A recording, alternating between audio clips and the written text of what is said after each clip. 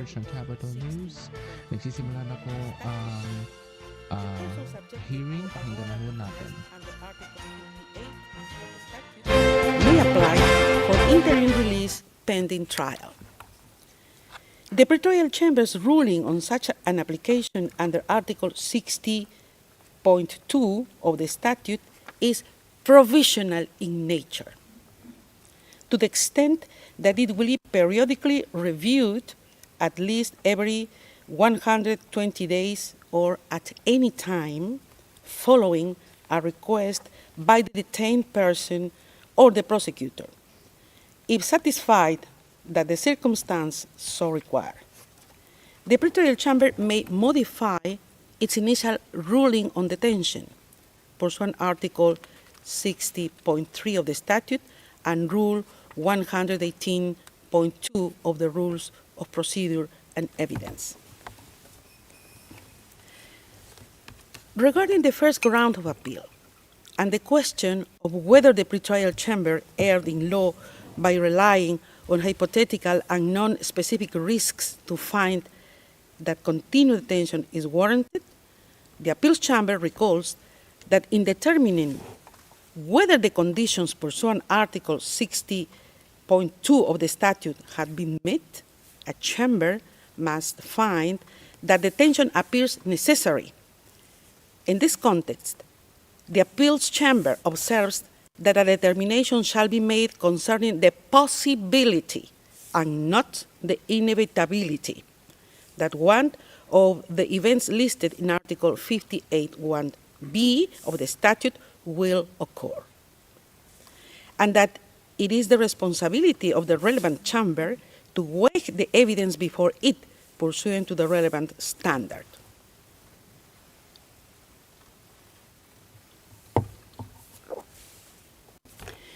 The Appeals Chamber notes that in its assessment of risks under Article 58(1)(b) of the statute, the Pretorial Chamber relied on this legal standard. Indeed, the Pretorial Chamber correctly referred to the standard that the assessment under Article 58(1)(b) of the statute concerns the possibility, not the inevitability, of a future occurrence.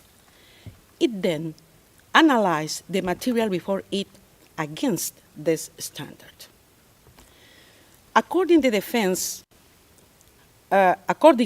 defense has failed to demonstrate that the Pretorial Chamber misapprehended the legal standard relevant to the assessment of risks under Article 58(1)(b) of the statute.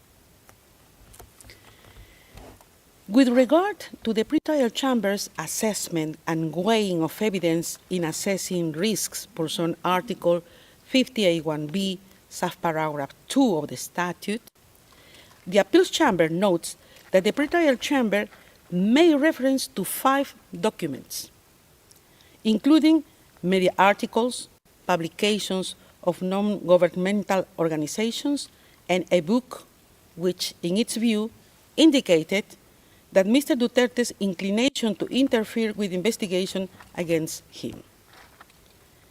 In relation to the first document, a media article, the Appeals Chamber finds that it was not unreasonable for the Pretorial Chamber to rely on this document for its finding. Whilst this document does not mention Mr. Duterte himself as being directly involved in briefing individuals, it does not refer to statements of close associates, including one where individuals would have been told to remain loyal. In any event, the Appeals Chamber observes that Mr. Duterte's alleged involvement in briefing individuals is but one of the factors that the Pretorial Chamber took into account to support its conclusions on Mr. Duterte's inclination to interfere with investigations against him.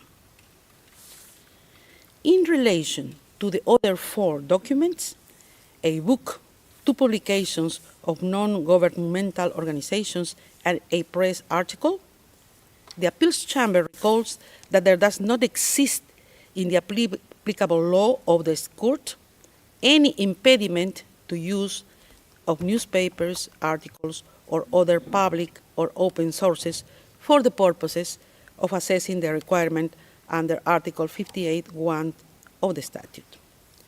Nor is there any requirement that such material be corroborated. Noting this, the appeals chamber considers that it is possible to discern how the pretrial chamber reached its conclusion on Mr. Duterte's alleged involvement in the threatening and taking of retaliatory actions against individuals opposed to him.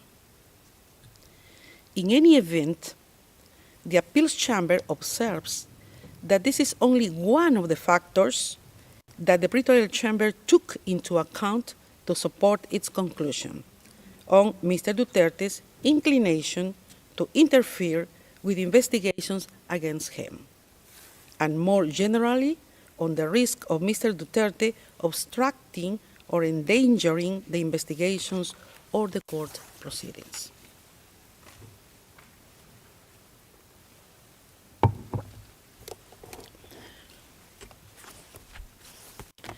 For these reasons, the appeals chamber considers that the defense has failed to demonstrate an error in the pretrial chamber's assessment and weighing of evidence before it in the context of its consideration of the risk under Article 58(1)(b), subparagraph 2 of the statute.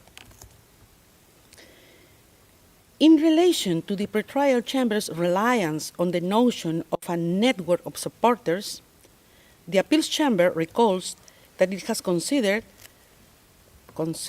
that it is sufficient for a chamber to establish that it is possible that a suspect had the necessary assets to abscond, and that there is a risk that a suspect has the financial means to abscond on the basis of concrete evidence. The appeals chamber has also held that the existence of a supportive network and financial means may be relevant to determining whether there is a risk that a person may evade justice or interfere with the investigation, and that access to the international contacts could provide the means to enable a suspect to abscond, whether or not there was evidence that the suspect would actually utilize such contacts. In the impugned decision, in determining whether Mr. Duterte posed a flight risk under Article 58(1)(b), subparagraph 1 of the statute, the pretrial chamber considered that he appears to have the necessary political contacts as well as to benefit from a network of support within the Philippines. The appeals chamber considers that contrary to the defense's argument, the pretrial chamber specifically outlined why it found that there existed a network of supporters in relation to Mr. Duterte, and for which reason this supported its conclusion that the risk under Article 58(1)(b), subparagraph 1 of the statute was established.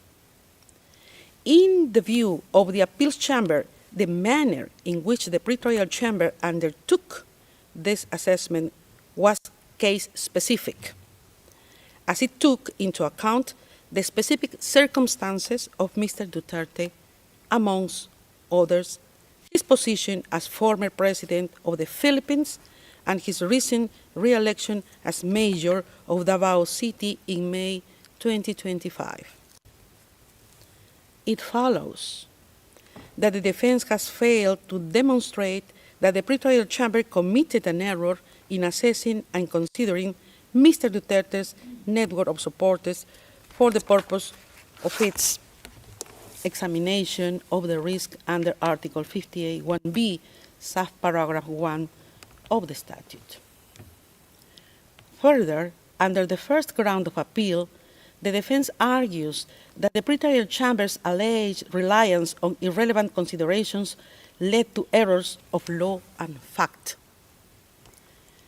Regarding the arguments on the assessment of evidence, and in particular, the defense's contention that a number of factors relied on by the pretrial chamber were irrelevant, the appeals chamber notes that when assessing the risk under Article 58(1)b, subparagraph 1 of the statute, the pretrial chamber relied on several factors in support of its finding that such risk existed.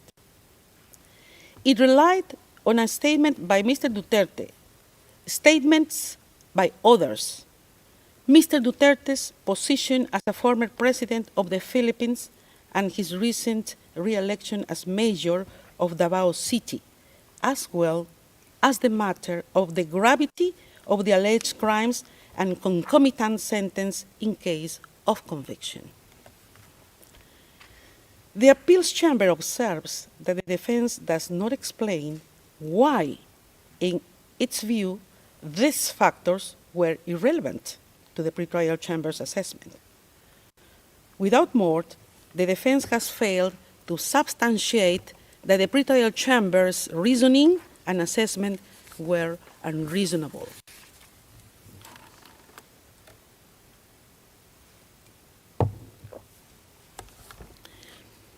In the same vein, the defense fails to demonstrate that the pretrial chamber's reliance on Mr. Duterte's re-election as mayor of Davao City in its assessment of the risks under Article 58(1)b, subparagraph 3 of the statute was unreasonable.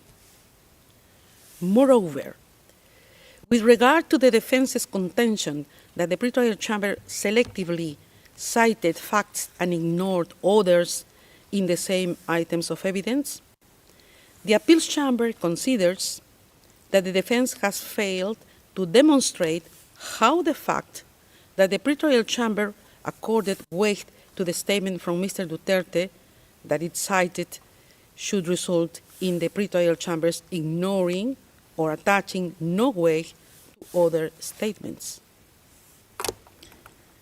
Regarding gravity and concomitant sentences in case of conviction, it is recalled that the appeals chamber has consistently held that these factors are relevant considerations in assessing the risk under Article 58(1)b, subparagraph 1 of the statute, as these are factors that may increase an incentive of a person to abscond. In the present instance, the gravity of the alleged crimes and the possibility of a lengthy sentence was but one of the factors the pretrial chamber took into account in its assessment of risks under Article 58(1)b, subparagraph 1 and 2 of the statute. And it looked at the specific allegations against Mr. Duterte. It follows that the defense has failed to demonstrate an error. Regarding the question of whether the pretrial chamber erred in fact by failing to give appropriate weight to relevant facts, specifically Mr. Duterte's health condition and its mitigating effect on the risk factors set out in Article 58(1)b of the statute as argued by the defense, the appeals chamber recalls that there is no provision in the court's legal texts that specifically provides for the interim or conditional release of a detained person on health grounds. Nevertheless, the appeals chamber has indicated that the medical condition of a detained person may have an effect on the risks under Article 58(1)b of the statute, and may be a reason for a pretrial chamber to grant interim release with conditions. The appeals chamber considers that such a determination is necessarily case-specific. Contrary to the defense's assertion, nowhere did the pretrial chamber suggest that it was precluded from assessing the information about Mr. Duterte's health within the context of its assessment under Article 60.2 of the statute. Rather, it noted the reports placed before it and considered that they were unable to affect its finding on risks under Article 58(1)(b) of the statute. The defense has failed to show that the pretrial chamber's approach was unreasonable. For these reasons, having rejected the defense's argument under this ground of appeal, the first ground of appeal is rejected.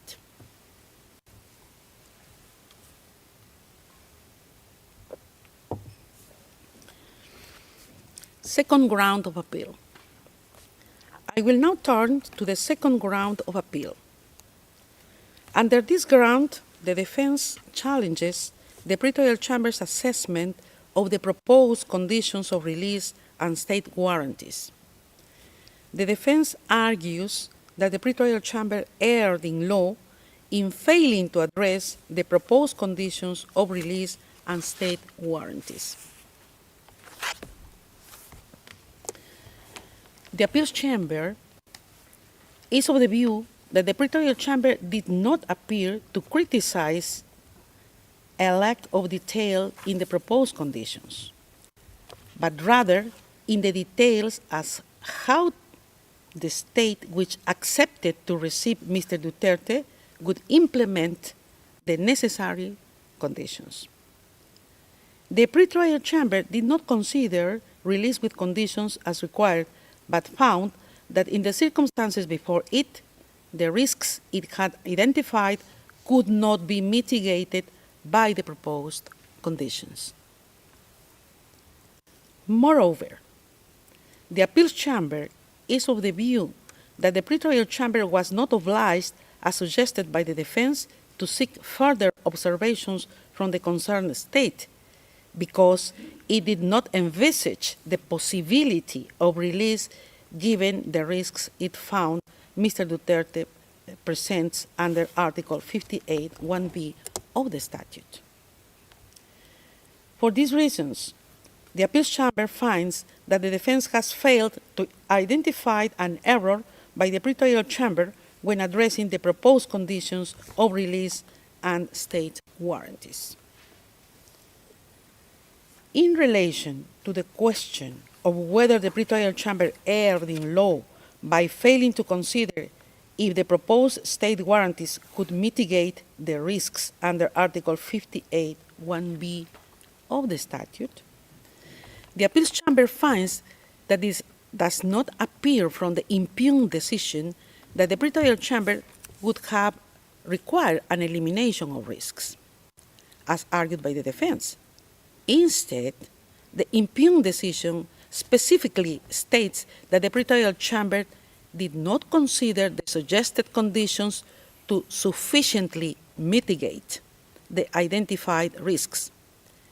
It is also apparent from the factors brought forward by the pretrial chamber when examining the implementation of conditions that it did consider them. Finally, the appeals chamber considers irrelevant to which conditions the prosecutor agreed when discussing potential release of the suspect to the host state. What matters are not conditions that may, in principle, be possible in case of a release to a state different to the one proposed by the defense. Rather, what is of consequence for the pretrial chamber's assessment are the conditions and warranties proffered in relation to a release to the state party concerned.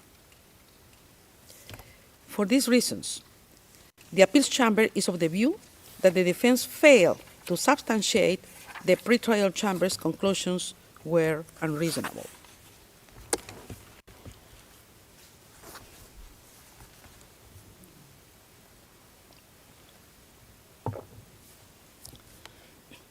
Regarding the defense's contention that the pretrial chamber erred in fact and law by taking into account irrelevant considerations in respect to the state warranties, the appeals chamber considers that the pretrial chamber's finding mainly related to the implementation and enforcement of the proposed conditions. It considered the practical implications of ensuring adherence to the proposed preferred conditions in a situation such as the one at hand. It did so against the backdrop of having found that all three risks under Article 58(1)(b) of the statute were established. As such, it was reasonable for the pretrial chamber to examine how, in practice, the suggested conditions would be implemented. The defense has failed to show an error in this assessment. For these reasons, the appeals chamber considers that the defense has failed to show how the pretrial chamber erred in its assessment of the proposed conditions of release and state warranties. For the foregoing reasons, the second ground of appeal is rejected. Third ground of appeal.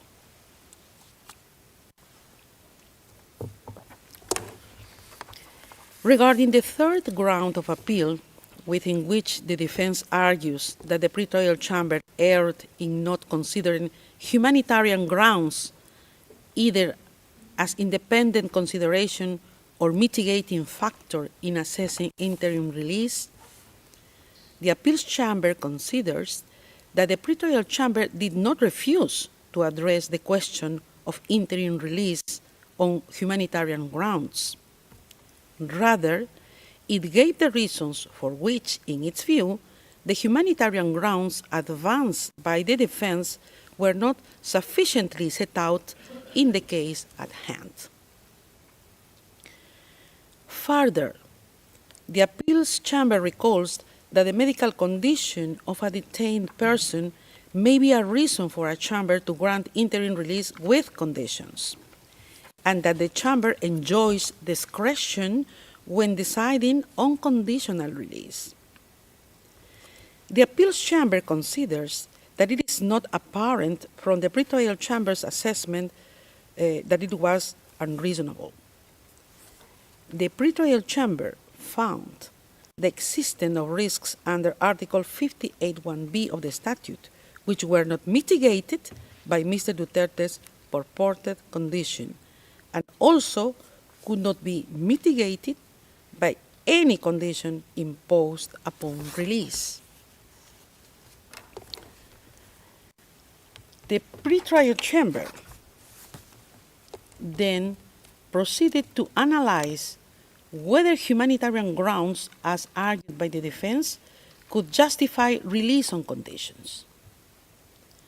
The appeals chamber thus considers that the pretrial chamber assessed the relevant information before it in light of the arguments made by the defense and reached its conclusion on this basis.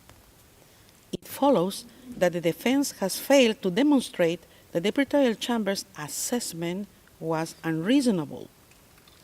Accordingly, the appeals chamber finds that the defense has failed to show that the pretrial chamber erred in its assessment. For these reasons, the third ground of appeal is rejected. Finally, the appeals chamber notes that the pretrial chamber reached its conclusions in relation to the risks enumerated in Article 58(1)(b) of the statute on the basis of a comprehensive assessment of the information before it. In the present case, having rejected the three grounds of appeal presented by the defense in the appeal brief, the appeals chambers unanimously confirms the impugned decision. This brings us to the end of the summary of the appeals chamber's judgment. The judgment will be notified to the parties and participants after the hearing Translations of the summary will also be available in due course. I would like to thank the court reporters, interpreters, and other registry staff for their valuable assistance today in holding this hearing. The hearing is adjourned. All rise. We will.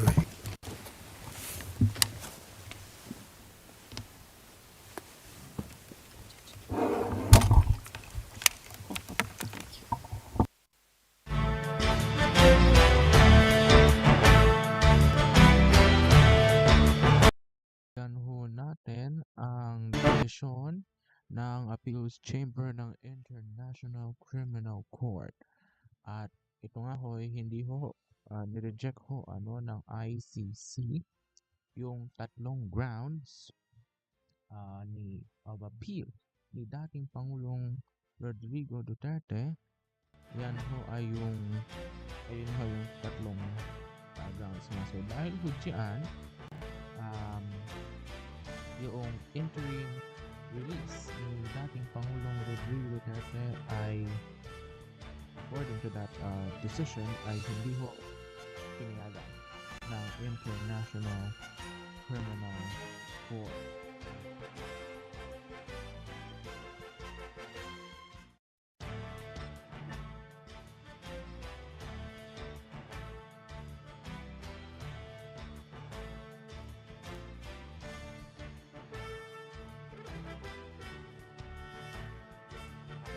So, yun ho ang naging desisyon ng ICC nga ho yung tatlong appeal ng defense ni dating Pangulong Rodrigo Duterte. Hindi ho pinayagan yung first ground, second ground, and third ground of appeals. Kung ang opinion ho namin yung binasa noong ni presiding Judge Luz del Carmen Ibanez Carranza, yung hindi daw na parang the defense kung nakakada ko sinabi, the defense failed para bang to provide yung reasons for that para payagan ho yung appeal. So far, yun nga ho yung tatlong 3 grounds of appeal for interim release ni dating Pangulong Rodrigo Duterte ay hindi ho pinayagan, ibinasura ho ng International Criminal Court.